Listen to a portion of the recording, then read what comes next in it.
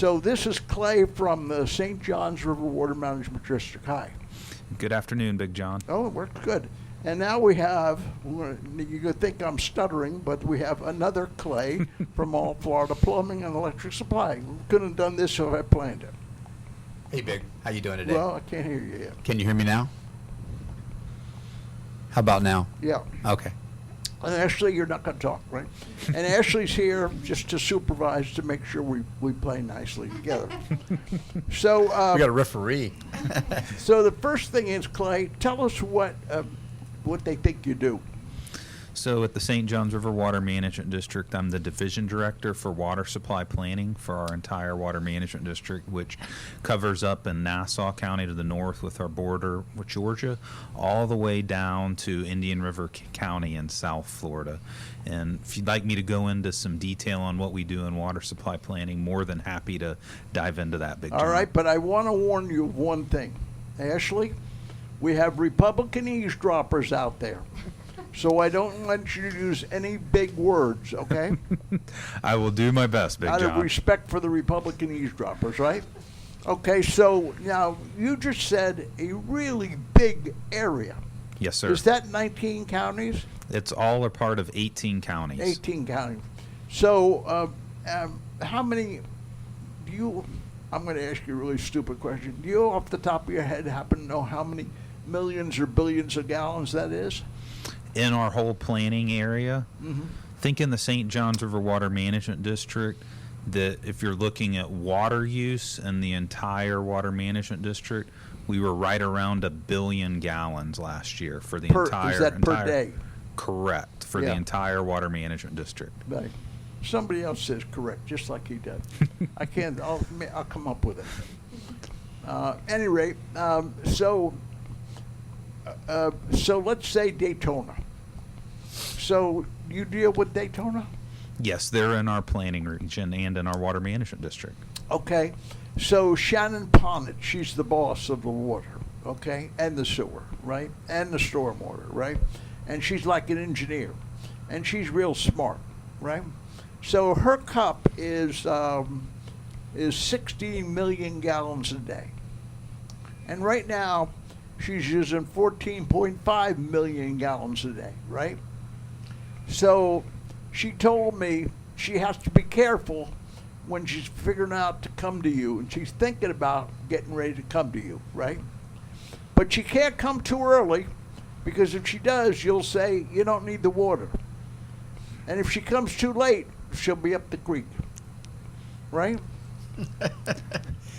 So when we are looking at a consumptive use permit that's coming into the water management district, and one like Daytona Beach would actually have to go to our governing board for approval, most likely.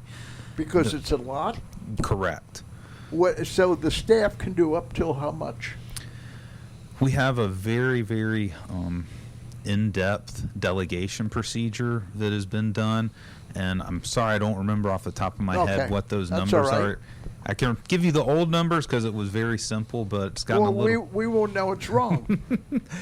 So when that permit comes in-house, one of the big things that the district has to look at is something called demonstrated demand, which you were alluding to a little bit as if you come in too early or come in too late.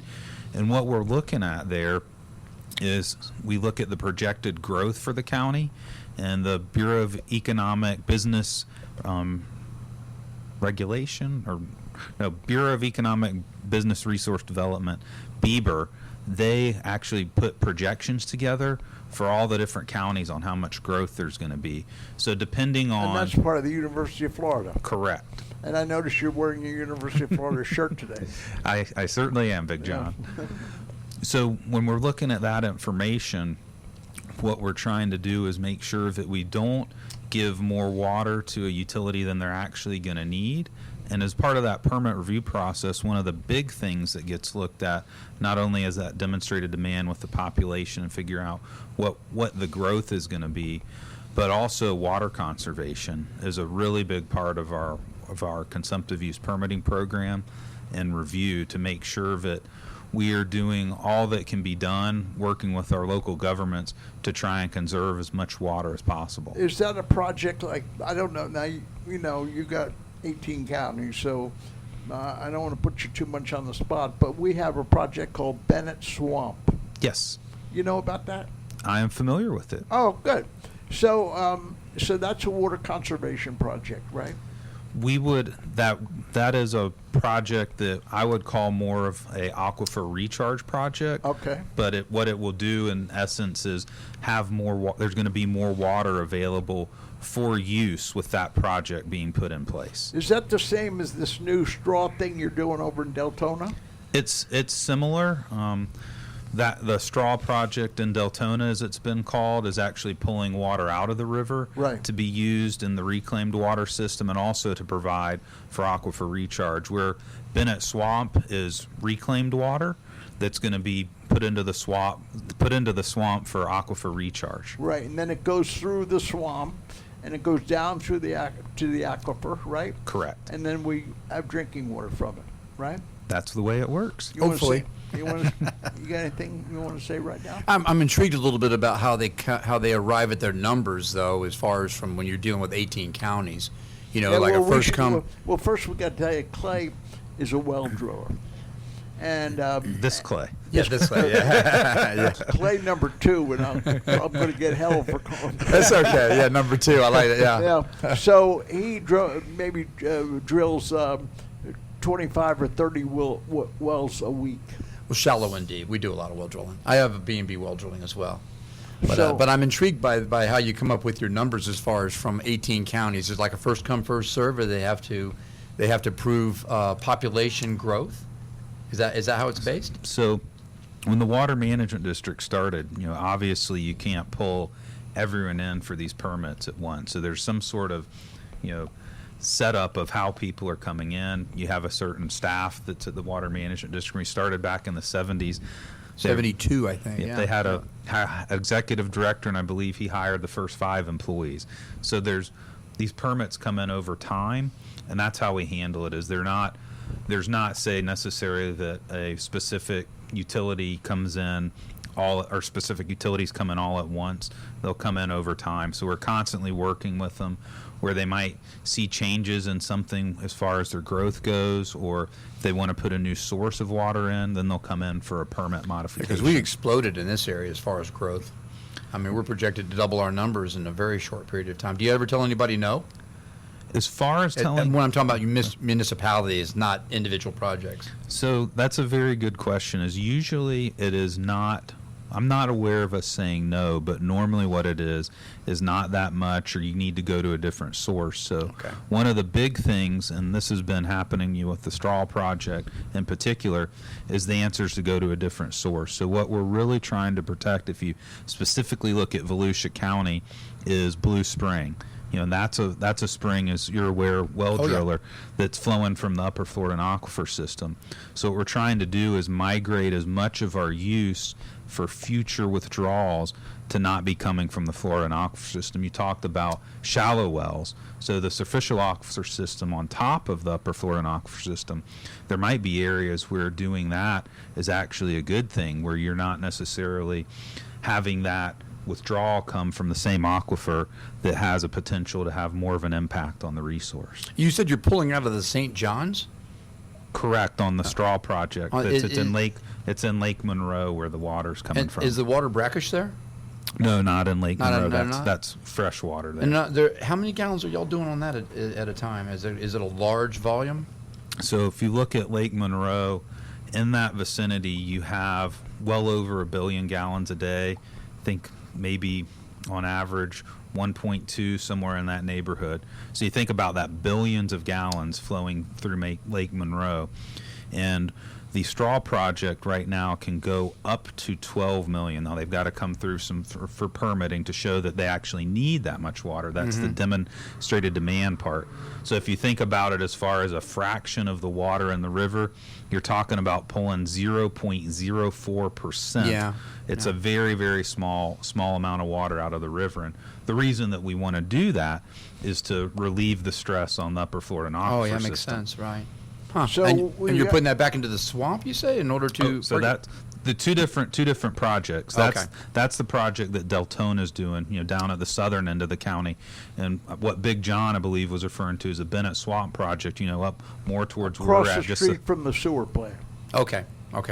And boy, it is an intricate damn project. I mean, it ain't just dumping the water out there. They go up and down, it's a serpentine pipe. The pipe comes up and then the springs leaks in it and this and that, right? And one of the things that's really good about the location of that project is you've got some of the well fields that are in the vicinity there. So where you have the potential for impact to, say, some of the water resources, you've also got that water helping to recharge the aquifer to help offset and mitigate those potential impacts. So we got clay number one. And now, first of all, we should find out, did you have to go to school to learn any of this stuff? No, he just on-job You training. just make it up. He was sweeping the floor a few weeks ago, and look at what he had now. That's just. He was cute. I certainly did, Big John. I'm actually have my degree from the University of Florida in agriculture and biological engineering. Did a lot of work in soil and water science. I'm also registered in the state of Florida as a professional engineer. Okay. All right. And No, I just was trained on a well machine. Nowhere near that. Yeah. And he knows a lot more about that well machine than I do, for sure, Big John. So we're talking to clay number one, and he's from the St. Johns River Water Management District, and he's in charge of 18 counties. How many people work for you? At the Water Management District, Yeah. our Water Management District has roughly 500 employees. Yeah, but how many people work just for you? In our division, we've got roughly 60 employees, Big John. So they hired 5 in 72, and he's got 60 of the 500. And all they do is figure out how much water everybody's going to need, right? That's part of what our division does. Our division's actually a division of water supply planning and assessment. So we have a whole other, guess you could say, section to our division that does something called groundwater modeling, where we're looking at some of these projects that clay number 2 was alluding to, and to figure out how much benefit we would get from those projects. And also, one thing about the St. Johns River Water Management District that's similar to, say, the South Florida and Southwest Florida Water Management District is we actually have structures that we regulate, and they do some of the modeling work with the computers to figure out what sort of changes to these operation schedules or different development that might come in, what sort of effect is that going to have. All right, so for the Republican eavesdroppers, right? Explain about modeling. Okay, what's that look like? Does that look like a Bennett Swamp? What's it look like? So probably easiest and most mundane to our conversation here today, Big John, is to think about groundwater modeling and just think about beneath your feet that's where our vast majority of water that we use in Florida is coming from. It's coming from the aquifer system.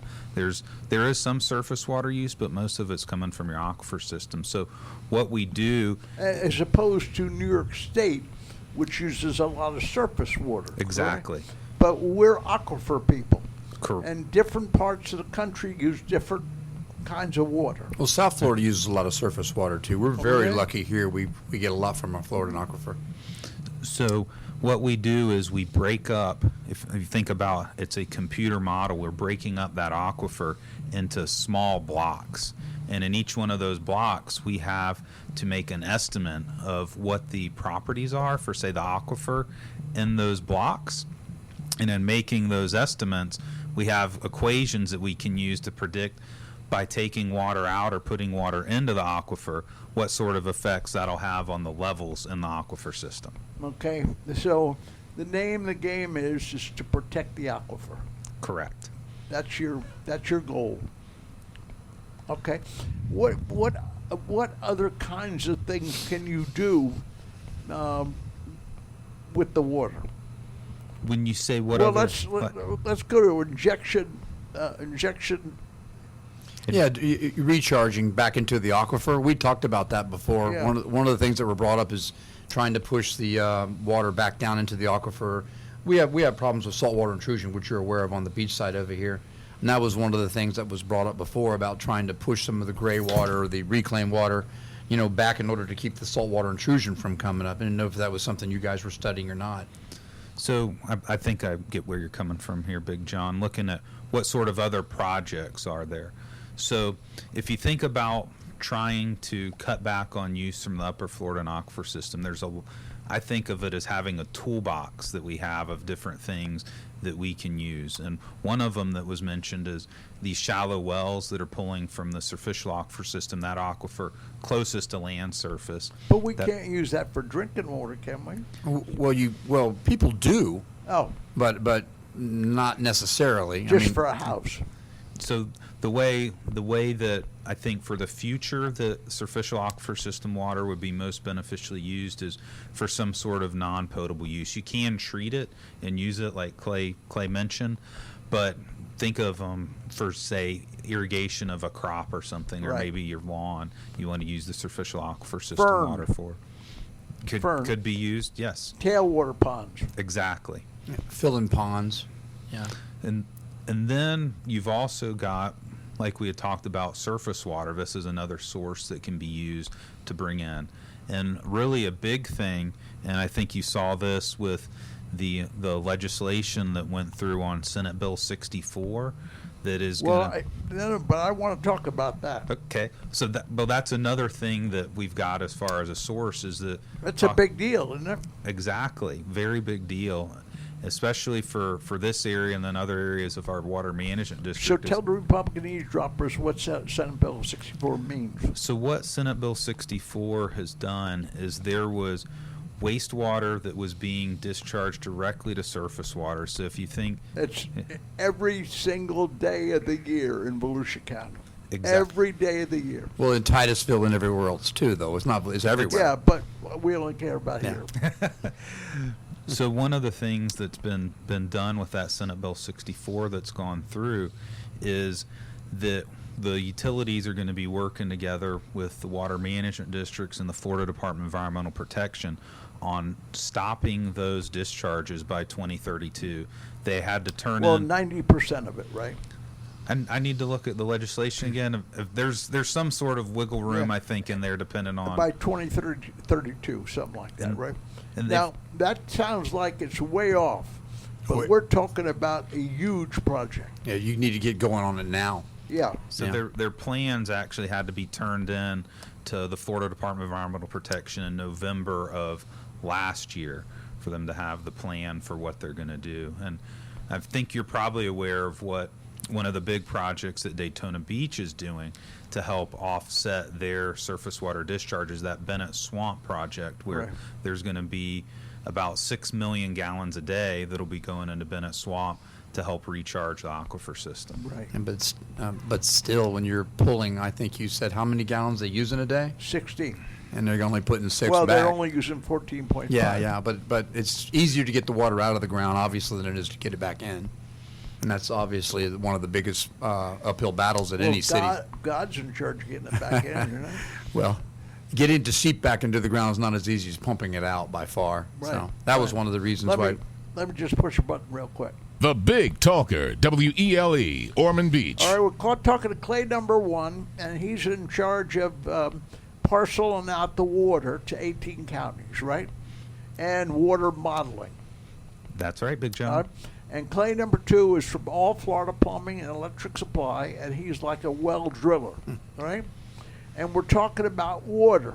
And where we're getting to eventually is, do we ever have, we got Avalon. Do you know what Avalon Park is?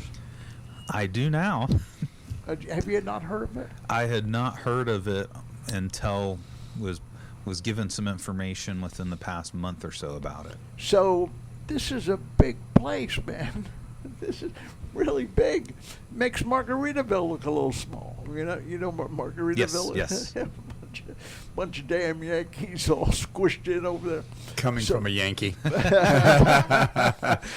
So You don't even have a fishing license, do you? no. Until you get a fishing license, you're So not a he's got Floridian. a friend who's complaining about the Yankees, a guy from Margaritaville, and he says to his friend, "Well, you're a Yankee, right?" And the guy said, "I got a fishing license." That's all it takes.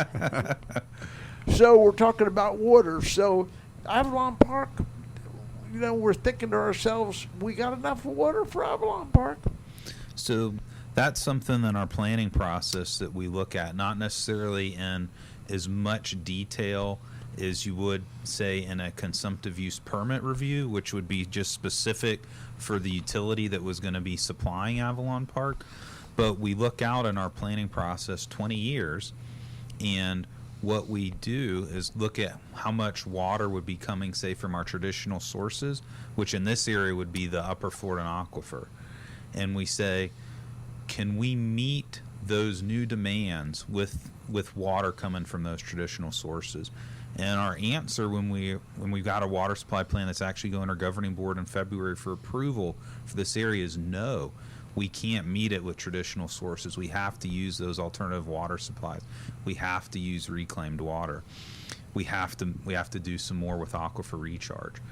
And I think one thing, thinking about the state of Florida, is that as Clay number 2 was, I think, alluding to a little bit, is the cheap water from the upper Floridan aquifer, if it hasn't reached its limit, it's very close to having reached its limit. There may be some things we can do as far as optimization, where you may, say, shift some of your withdrawals around to a different location where you've got that optimized.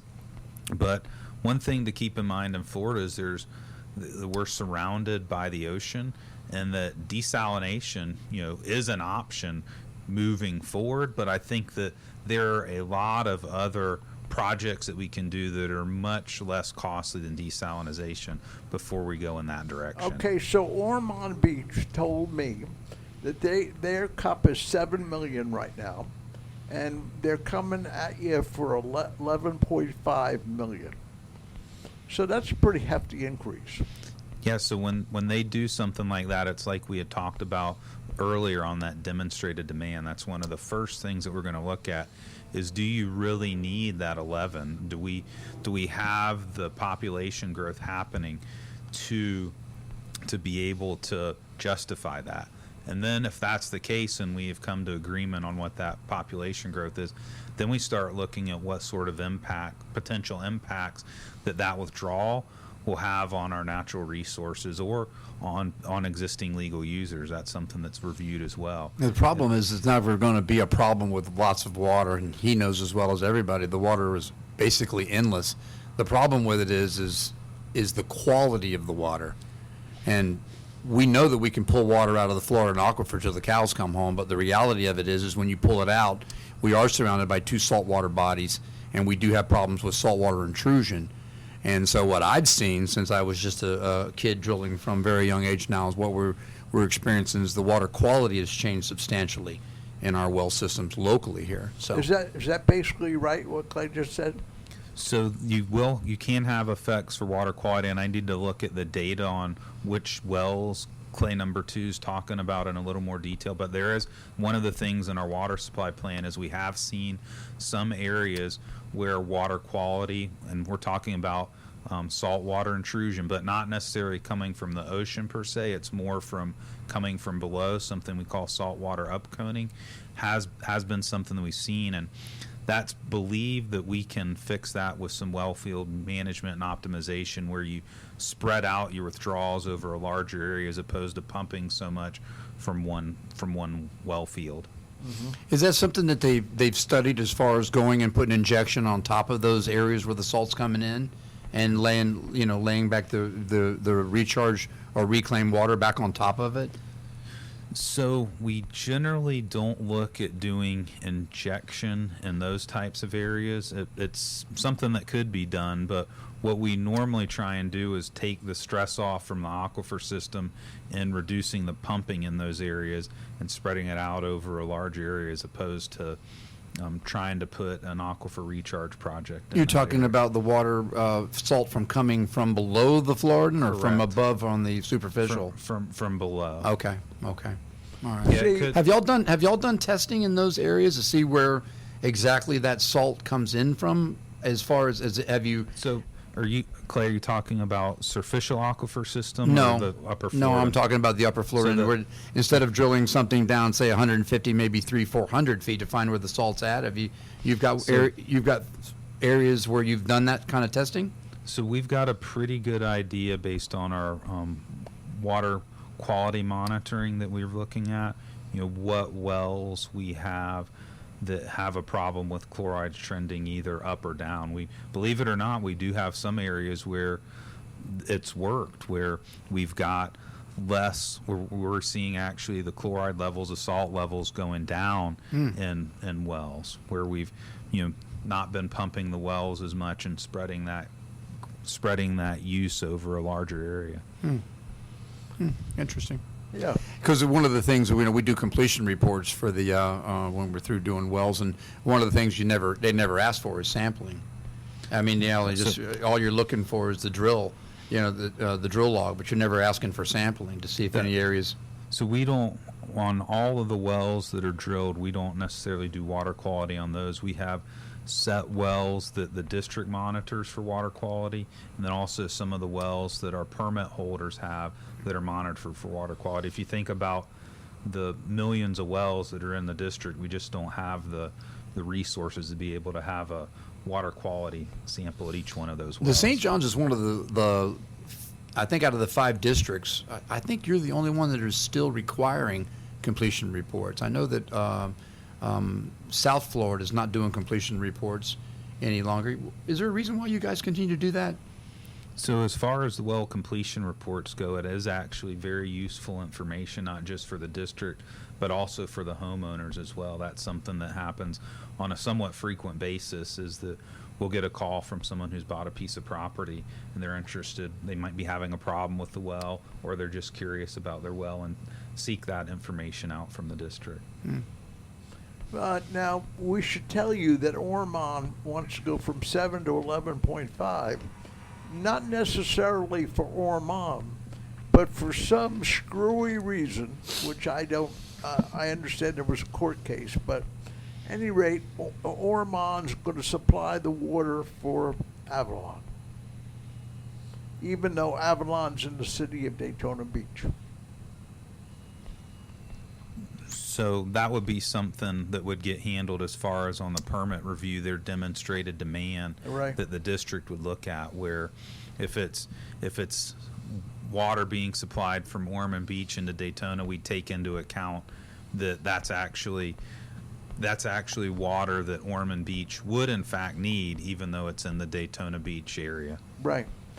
We don't want to give you a hard time, especially from Ashley, but there's one thing that really ticks me off.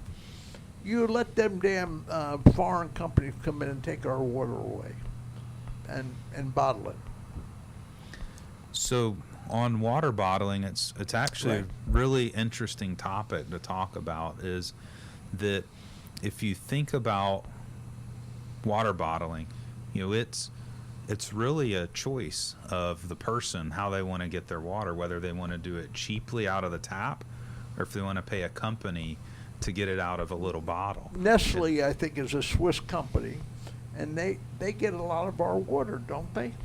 So water bottling actually makes up a very small percentage of the water that the district has permitted. I'm sorry, I don't have the number off That's the top of my head, okay. but it's probably less than 1%.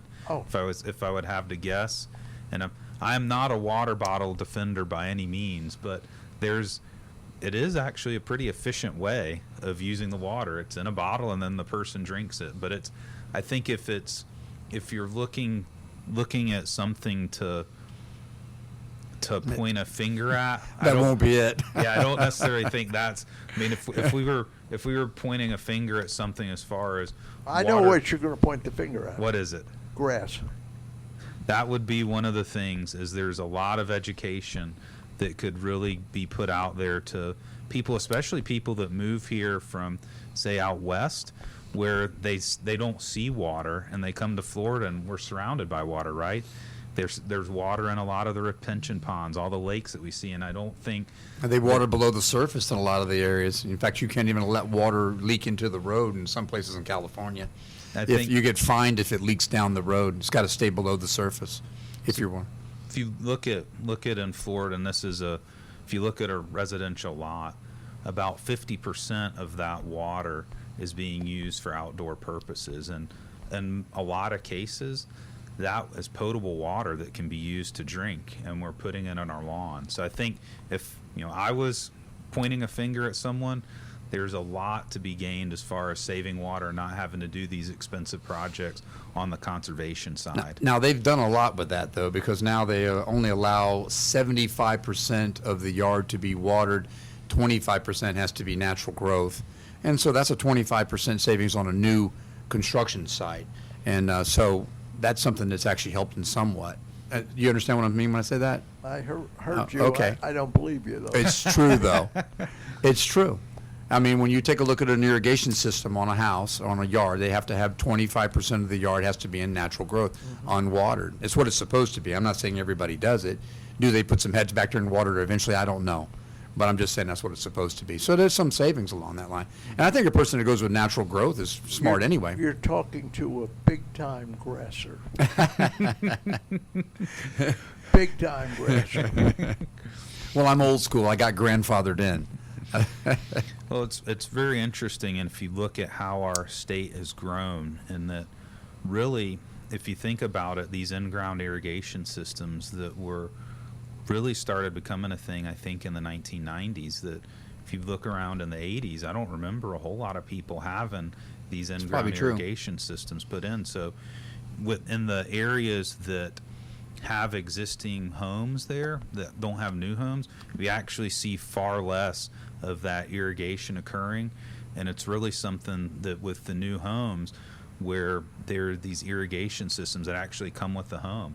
And so the mentality is, well, if I have this irrigation system, it kind of means, well, maybe I need to be watering my lawn, where in a lot of the areas of our district, especially with as much rain as we've been getting, there isn't necessarily that need for irrigation as frequently as people said it. So, when I was your age, I was playing government, right?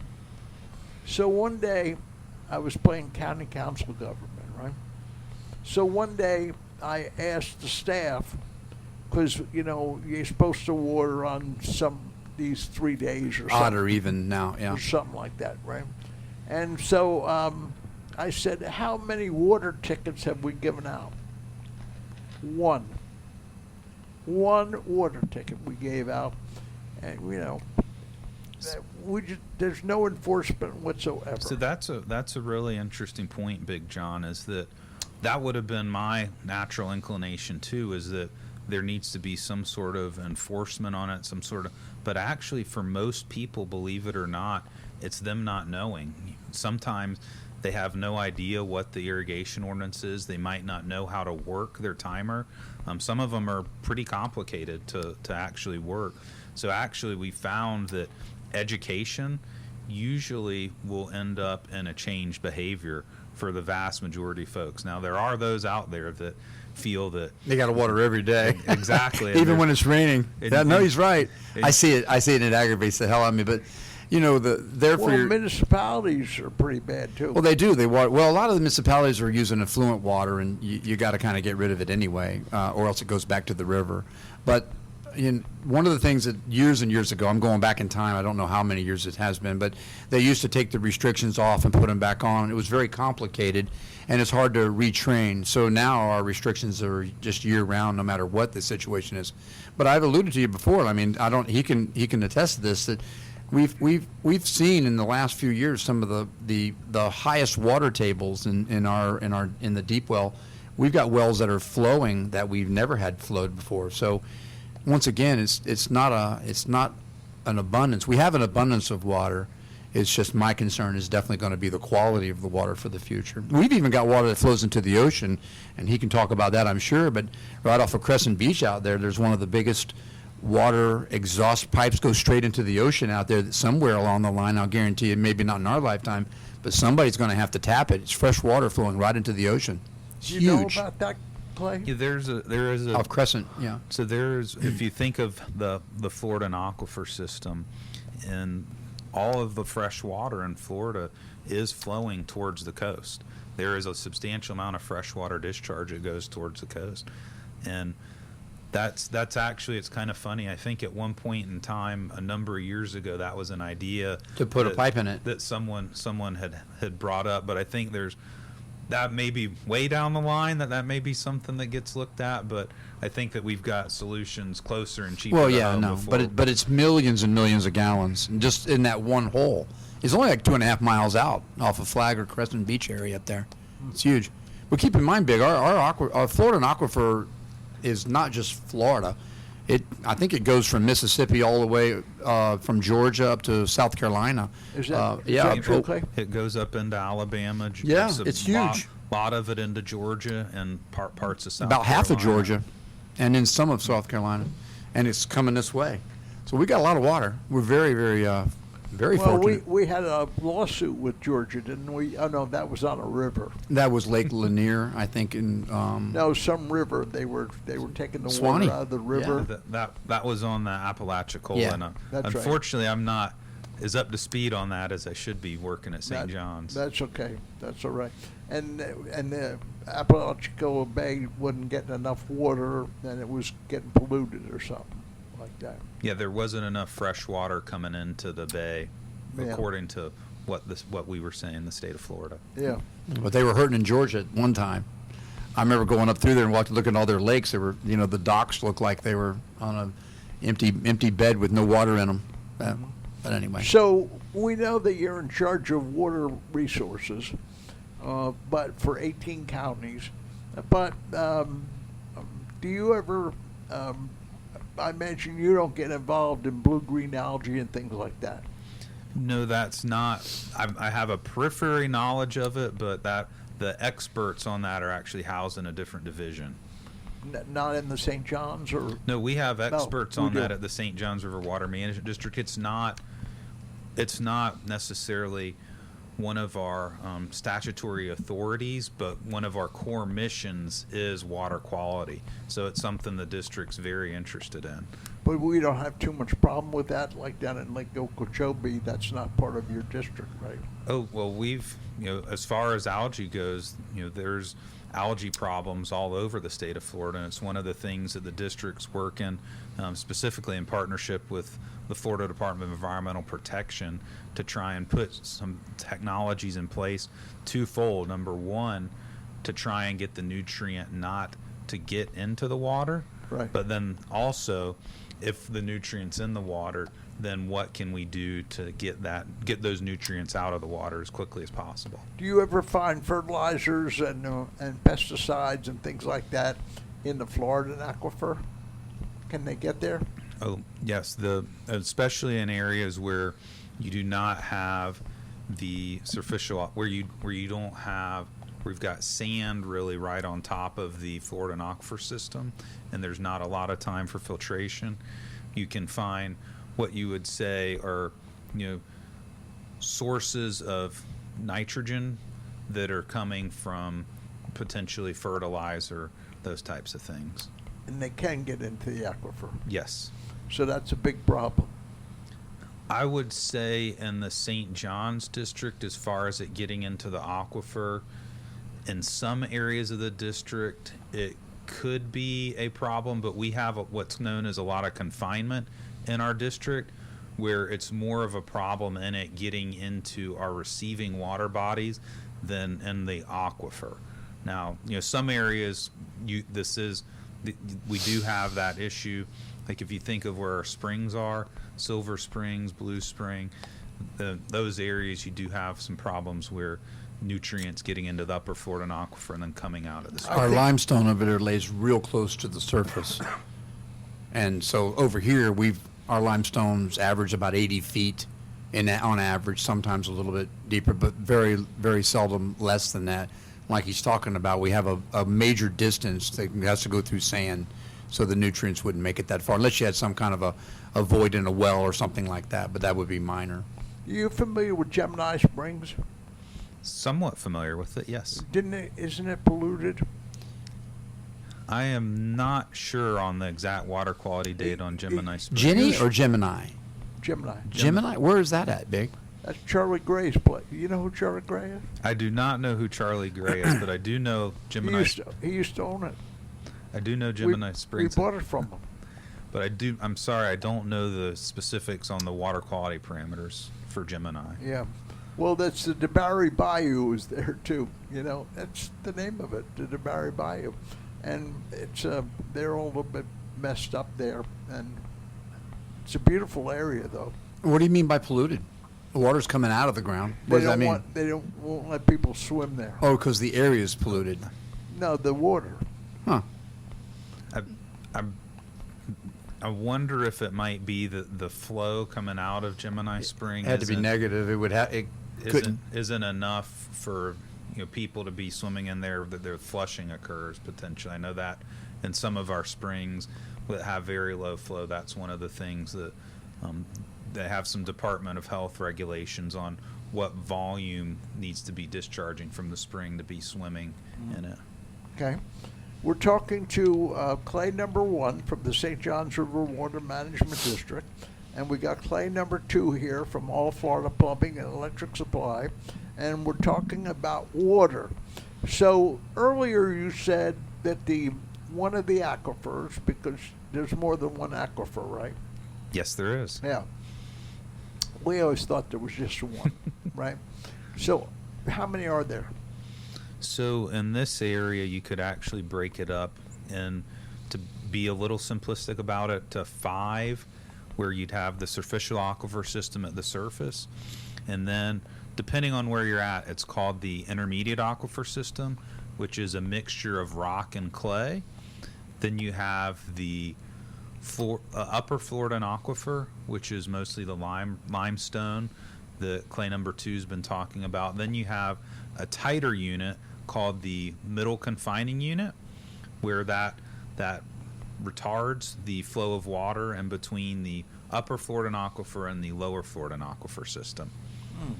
And when you say retards, I mean it won't allow the lower to come. What Very, level? very. So think of it Like clay. Like clay, this clay. exactly. but- Clay is pretty impervious, right? and there can be fractures in it as well, but it's an area, if you think about, say the lower Floridan aquifer system, just a rough guess, 1,500 feet Okay, down. okay. is Something the- we never get to. Exactly, Yeah. because there's plenty of water. Why would you drill 1,500 feet down in this area? At 1,500 feet, you have wells that somewhere down in it to see what that water's all about. So we do monitoring wells, but you have to think about, and you've seen it from drilling in different areas, that's just one point in this huge aquifer system. So it's an area where we work towards getting more data in that area, but even in doing that, it's just a point, and you're looking at this very, very large area that you're connecting the dots with those other points and making your assumptions on what the aquifer system looks like. So the first Floridian aquifer, what was that? The upper one? So if you think of the Floridan aquifer system, that's the upper Floridan aquifer and the confining unit, and then the lower Floridan aquifer is what's generally And referred to as the. We're mostly out of the upper. Yes. Yeah. Did you earlier say that we're running out of that water? Yes, we are nearing the limit of water from the upper Floridan aquifer system, where we'll need to be looking at those other sources of water as we grow. Like now, you mean like the St. John's? The St. John's could be a source. The reclaimed water for aquifer recharge, where you help balance out that growth, where you might be able to get some more water out of the upper Floridan aquifer system if you're recharging more water into it. In other words, That's if you're replacing the water. Exactly. And that's what Bennett Swamp is about. That's what it's about. And that's what the straw project's about. Yeah, this- Replacement of the water. Yeah, the straw project is very similar. It's got a few different things that it does, because it's going to be put into the reclaimed water system also. So it'll provide water in their reclaimed water system, which actually will end up flowing back to the river in a lot of the areas that irrigation's happening. It'll just take a while to get there. And you figure all this out, Figure all what out, Big John? where the water's going. That's what we use our computer models for, is to do those types of analyses. And they can figure that out. They can figure a lot of that out. Yes, Big John. Wow. That's pretty interesting, isn't it? Yeah, it is. I mean, I'm fascinated by it. I mean, we never looked at it quite that way. We always looked at it as the water table. You know, if the water table is the same it was 25 years ago, everything's still pretty good. But I understand what he's saying. I mean, if you pull on it hard enough, you know, it starts to go down and stays down. So why are we running out of the upper Floridian aquifer? Because of growth? That is one reason, would be growth. And that's been, as I think Clay had mentioned earlier, where the cheapest, most affordable water source has been. So it didn't make sense to go to these alternative supplies until you start to reach the limit of that source. And it's important to understand that that limit could be water quality or natural resources related. There's a lot of water in the upper Floridan aquifer system, but think about where our springs and our lakes intersect that aquifer system's at the top. So you really just say it's 1,000 feet thick. You really only have a few feet at the top that you can work with before you start having effects on our natural systems. What you don't want to do, of course, we have a big environmental problem if our springs stop flowing, because then we would have a negative effect to the St. Johns River, and we would really have problems then. And He can elaborate on that. especially if you look at the probably the most famous spring in Volusia County, Blue Spring, where people come to see the manatees, that we don't want to reduce the flow of Blue Spring too much, because that's where the manatees are coming to stay warm in the winter. Yeah. How are we doing on that spring? Blue Spring is actually doing really good. The flow from Blue Spring has been, I want to say, above where it's supposed to be for since it started raining real good again. Yeah, maybe. the last few years. Like I say, we've never seen so many wells that flowed. I haven't, in all the years of putting wells in the ground. We got wells flowing in areas they didn't flow. We're having to cut the casings higher just to keep them from flowing. Pretty amazing, really. We don't know what that means. If you cut the casing down to the 12 The inches, casing is a piece of the pipe. piece of pipe, right down below at 12 inches, and the water starts gushing out, that's a problem for somebody's yard. So we leave the casing up so we keep static pressure down on it, to hold the water down, or we use some special seals and stuff to try to hold it down. But for years, I mean, I can't remember unless you drilled right down by the river, to where you had the pressure of the river lifting the table. Never saw wells flow, but they're very high right now.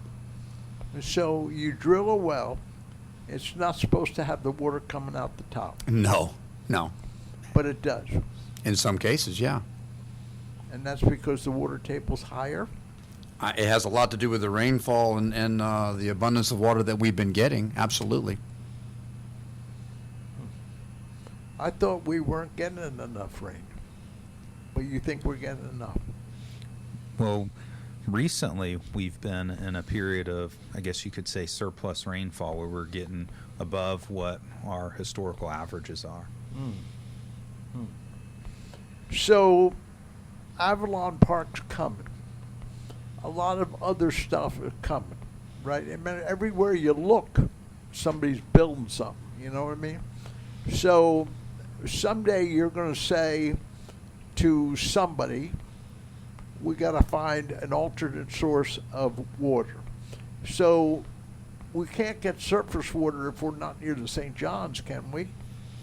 So that would be something with the surface water for, say, Daytona and Ormond Beach, where I think that would be very, very far down the line that would be something that they'd be looking at.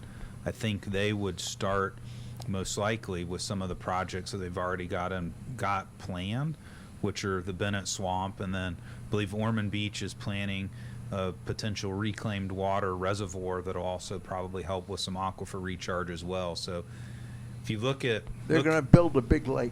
Where's that at? I don't know. I'm not sure that... I don't think they It's know west of yet. here? Have to be west. There's no Yeah, other. but I don't think they know yet. No. And this is very, very preliminary stages from my understanding. But if you think about our our flows coming out of our reclaimed water flows that we have that are not being beneficially reused right now, there is a substantial amount of And water. we got to Republican eavesdrop. So we got to tell them the reclaimed water means the water that we took in and we sort of Treated. 75% cleaned up.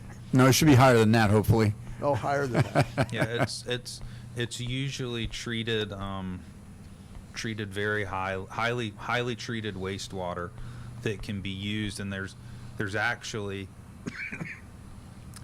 talk of taking that water and you can actually do something called reverse osmosis treatment on it, and it's actually the water's so clean that you have to put the minerals and different things back into it. Well, clay cells reverse osmosis, right? And I got it at my house. And in Ormond, they got reverse osmosis in their water plant. Big, it's not uncommon for surface water or the superficial aquifer to be used. We did a well system in Beverly Beach, and because the deep wells up there up north of Flagler up there are all salty, and the shallow wells up there are used for all of Beverly Beach, and it's like 15, 18 wells. I don't know how many it is. It's been years. But all that's just shallow wells they pull in and they treat it and put it through the system up there. So it's not uncommon. And that's for city water supply? Yeah, absolutely. So Yeah. it could be done, you know. Yeah. But, and then Daytona's doing toilet to tap, right? You know about that, right? So I'm not sure how quickly they're planning on moving forward with it. I know they did a pilot study. A pilot, right. Yeah, I do not know, unfortunately, if they're going to move forward with doing a project for potable reuse or not. Well, I don't think they're allowed to. I think the state has to allow them to do it, right? There's some rules that need to be put in place for that to be something that they could move forward with. But that, we should tell people, just so they know, that some places use that kind of water. Not only do some places use that type of water, but if you think about the Mississippi River, for instance, is that a lot of the communities along the Mississippi River pull their water directly out of the Mississippi River. But guess where their wastewater goes as well? In the Mississippi River. Right into the Mississippi River. So down at the bottom end at New Orleans, that water's been through how many people? You know, it's getting pulled out of the river and put in, and that's not going through near the level of treatment the water for potable reuse would be going through. Well, we should tell people there's no such a thing as new water. It's all used water. Very true. Right. See? Right? I agree. Mine is as clean as it can get at my house, though, and yours too. I think there's going to be a lot more people who will have probably private RO system underneath their sink for drinking. I mean, I don't know how. That's a tough sell, you know, from toilet to tap for me, being a well driller and knowing enough about water. But, you know, I see it. Well, they did it out there with the RO system out at that toilet to tap had an RO component to it. But Ormond's potable water plant has an RO component to it. For a small amount. I mean, I think they do about 1 million gallons a day or something like that. Maybe a little less, a little bit more than that. And then you said that they had to mix it back with regular water. They blend it just like he was talking about, because water's aggressive if you take everything out of it, and so you can't put that back out to the community without tearing their plumbing up. You know, if anybody who's got copper plumbing in their home, if you were to RO the water and send it into the plumbing of the house, it would tear the plumbing up. It would strip the copper, strip the joints where it's soldered together. He's also a plumber besides being a well driller. I am a state certified plumber as well, but still saying that they can't do that, so they blend it back in order to. So why do they do the RO to start with? Because the well field that they're drawing from over there is, I think, 600 or 800 parts per million salt, and I think the federal standards are somewhere around 250. So. Usually along our coast, if someone's got RO in, it's to lower the chloride levels in the Really? water. Yeah, and by the way, that was some of the original well fields in Ormond Beach, and they have turned salty. You know, all along the river in Ormond Beach has starting to turn salty. And it's not new news; it's been happening for a number of years. So, We got to take a quicker break, and we'll be right back with Clay and Clay. Hi, Gloria Max, Executive Director of the Jewish Federation's Jerry Doliner Food Bank. We are very proud of our busy food pantry that last year fed over 24,000 people. We help people regardless of race or religion according to the size of the family. Folks can come from all over Volusia and Flagler counties. We get very little government funding, therefore we rely on businesses, foundations, and individuals to fund our food pantry. 100% of your donations will purchase food because the Jewish Federation absorbs all administrative expenses. We are a 501c3 tax-deductible organization. We are appealing to Biggs listeners to help this very important food bank. Please make out your checks to the Jerry Doliner Food Bank, DOLINER Food Bank, 470 Andalusia Avenue, capital ANDALUSIA Avenue, Ormond Beach, Florida, 32174. Please help us help the less fortunate.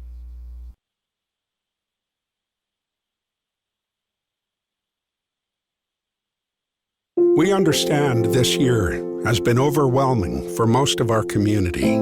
The struggle to take care of yourself and your family. The uncertainty. At Halifax Health, our doors are always open, and we're here to make you feel safe again. We're here so you don't have to hide from your health. We're here to take care of you. Halifax Health. Live your life well. I'm Ron Zimmett Jr. I'm a personal injury lawyer with Zimmett & Zimmett. We've been representing local people for injuries from accidents for 40 years. At Zimmett & Zimmett, we believe that it's important to treat every single client exactly how we would want to be treated. At Zimmett & Zimmett, we believe that we must understand who our clients are as human beings, and we must understand the details of how the trauma of an accident has affected our clients' lives. At Zimmett & Zimmett, we believe that every decision made in a case must be made from the perspective of only what is in our client's best interest. At Zimmett & Zimmett, we are committed to our clients. When it comes to commitment, you're either in or you're out, and there is no life in between. At Zimmett & Zimmett, we are committed to fight for what our clients deserve. If you or a loved one has been injured in an accident, please do not hesitate to call us today at 386-255-6400 or contact us online at zimmettzimmett.com. Offices, Daytona Beach.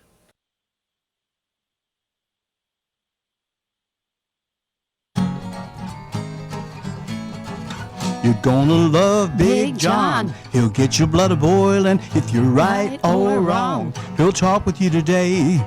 Local news, attitudes, and lively conversation. All of this and more the Big John way.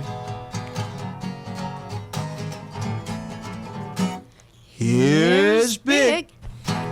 The Pocket Jewelry Store, 30 West Granada, the third doorway west of Ormond City Hall, right next to, right across the street from the 31 Supper Club, with free parking in the front, the side, and the rear. We love the Pocket Jewelry Store because it's old world, it's boutique, and best of all, it's warm and it's welcoming.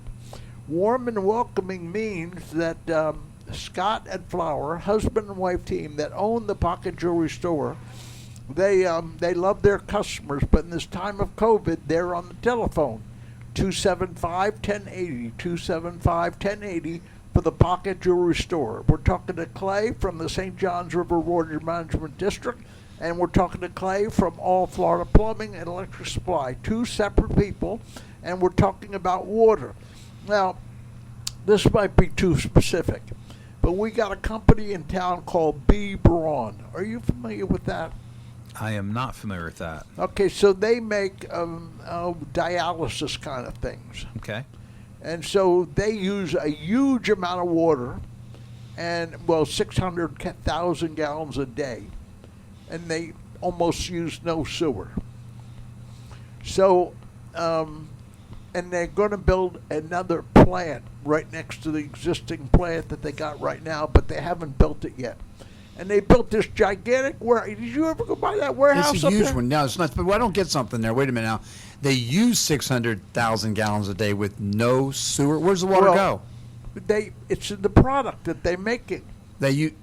No. Yeah. Where do they make this uses that kind of water?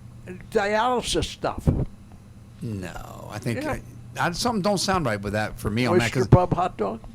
they're 600,000 gallons That's of water. That's a bet, Ashley. You're the only one I can trust in this room. So Hey, I hate to take your hot dog from you like that, but where are they shipping 600,000 gallons of whatever to? In and out of that building over there?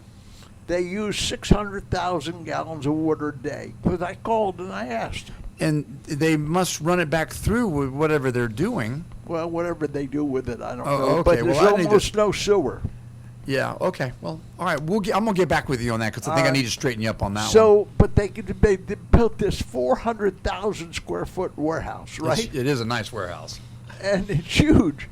And there ain't almost no trailers there. Well, think about that for 1 minute, if you would. They're using 600,000 gallons a day. Now, that's a massive amount of water, and they got no trucks backing in. Where's that water going, Big? I can't tell you. Well, I can. I have no idea. It ain't going in no trucks and going out the building, then they're not using that kind of water. So, I'll get back to you on this. and I will get my hot dog from you when you All do. right. Because I can tell you that's just not happening. You would have trucks just like, you would look like Amazon on steroids with 600,000 gallons of water. Don't say we're getting a new Amazon, and it's a little bit of a. It's a point of contention right now. You got to find the humor in that, though. All the rich people at Pelican Bay, all the rich Republican. One of them people- sits on the council. Yeah. And who voted for it? Cantu. She voted for it, but she didn't know they were going to have 600 and some trucks. That's why I say these people that sit on these boards. Well, never mind. Just to show you how big Amazon is, they're going to have 347 tractor trailer parking spaces. I mean, It's a 43-acre building. Wow. well, it's 2.8 million. It's 635,000, 5 stories high, and it's all robotic. But they're going to hire 1,000 people, I guess, just for looks. That's the good news. Yeah. So, anyway, but so we're running in the upper Florida aquifer. We're running out of water. Did you say you're going to go before your board and tell them that? That'll be one of the things in our water supply plan that we talk about, is showing that we have to put together this list of projects in coordination with our local units of government in order to supply the water that we're projecting we'll need over our 20-year planning horizon. And do you have any idea how much that will be? How much water is going to be needed? Roughly. And you mean in 20 years? I've got a sheet of paper here that, Got a that cheat has sheet. it on it. So I can give you, actually, since you're interested in Volusia County. That's all we Volusia care County about. Specific. We don't give a damn about St. Johns County where So- those rich people live. Volusia County right now is using, just say, roughly 90 million gallons a day, Yep. and projected to need in 2020, just say roughly 110 million gallons a day, or I'm sorry, 2040. So we're looking at 20 million gallons of additional water that will need to be supplied for that projection. Now, the one thing I think, Big, that's good to keep in mind when we do our planning is we do this every 5 years, because as you can imagine, remember in 2005, we thought the economy was just taking off, and then in 2008 it completely crashed. That's a good reason for us to be coming in and doing these projections changes every 5 years, so we have a chance to kind of course correct, where if we're projecting very, very aggressive growth and that's not happening, that'll come into consideration at that 5-year check-in. But right now, what we've got for Volusia County is, just say rough numbers, about 20 million gallons a day of projected growth over that planning horizon. So right now we're at 90 million gallons a day, Yes. and we're going to 110. Yes. Very rough, easy to Yeah. keep numbers. Yeah, that's close enough. You know, I'm fascinated with the idea that they're going to take the water and send it inland to lakes and expect that to leach back at the rate that they're putting it in. If Ormond Beach discharges into the river currently, and they're going to send it, I know they're going to have to send it west because there's no other place for them to send it. Can you explain how you can put it into a lake with millions of gallons a day and it's supposed to go down? So I don't think, this is just the engineer side of me talking.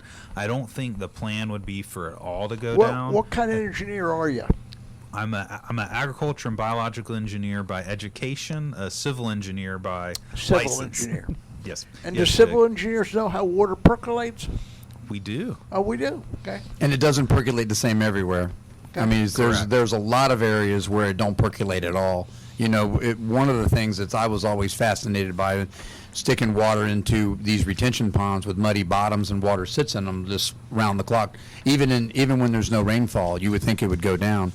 Yet, though, if you send water into high areas, it's real sandy, and water never even is on the surface more than just a few minutes. But when you start putting water into a lake where you don't even know that now 60, 70 feet down there might be a clay layer, it's just not going to never make it to the Floridan aquifer. I'm sorry for cutting you off. No, So, no. That's all. and now, so the 90 million gallons a day is in 2020, Yes. and the 110 is in 2040. Yes. And you think that Avalon Park and all this new stuff coming is only going to take up 20 million gallons a day? So that's what we've got estimated right now, Big, and we will do that check-in at 5 years. If things are looking very similar to how they're looking now in 5 years with the growth that's happening, that 20 million gallon number could go up, where we're looking at needing more alternative water sources to be able to meet that demand. All right, so tell us, because we're running out of time, so tell us about the percolation. So the key is, if we want to use more water, we got to get more water back into the aquifer. That's one of the strategies, yes, to get more water back into the aquifer. So Is that our number one strategy? you could say that it's the number one. That is one of the most cost-effective strategies to do. Okay. So yeah, I think off the top of my head, I can go with number one on that, Big. Okay. All right. And you know that if you put all this reuse water that we're pumping into the Halifax now, that'll help the Halifax, number one. And number two, it'll help the aquifer. Yes, it's a win-win project because you don't have the discharge going into the Halifax, and then you've got that water available to be used from the upper Floridan aquifer system. How do you like that? Sounds good. Yeah. I mean, other than putting it back into the ground, you'd have to slow growth. I mean, because really there wouldn't be any. There's not a lot of more options. Right. Yeah, I'd like the idea of trying to inject it back over on the beach side where they're not using the deep well of the Florida aquifer at all. They're not allowed to pull on it at all, and you wouldn't have any real problems with water making it back across the river anyway, and which maybe solve some problems with saltwater intrusion, pushing water back over there as well. And plus, it's real easy to get the water to go back into the ground than it is to try to get it to percolate into the ground through injection. So that's definitely an option that's on the table. Is not necessarily, we haven't looked at that location, but aquifer injection, where you actually drill a well and then put the water directly in the aquifer system, is an option. But you've got to do a substantial amount of treatment of that water before you put it directly into the upper Floridan aquifer. Is that what Titusville's doing with their injection wells? I'm sorry, I'm not Oh. up to speed on what type, but Well, there are some. somebody took me down there one time. They showed me all these injection wells, and I don't even remember what the heck they were for. There are some areas, it's called aquifer storage and recovery, where you actually, during times where you don't have that demand needed, as opposed to building a reservoir above ground to hold the water, which would be a traditional way to do things, not necessarily in Florida, but in other states, you actually use the aquifer as your reservoir, where you put the water, treated water, into the ground, and then you bring it back up and supply it when you have that high demand. Pretty interesting, huh? It is interesting. Yeah. Ashley, did I cover everything? I think you got it. I think we did. So we know as long as Clay is in charge, we got enough water. Right? Now, are you going to tell Miriam in February that we are running out of water? Well, we won't phrase that we are out of water, because No, the upper Floridan aquifer system is nearing its limit, and that is something that she is aware of, and that we need to start moving towards those alternative water supplies. And all of our governing board at the St. John's District is aware and really supportive of these projects and the collaboration that we have with our local units of government to be able to supply the water for the future needs of our district.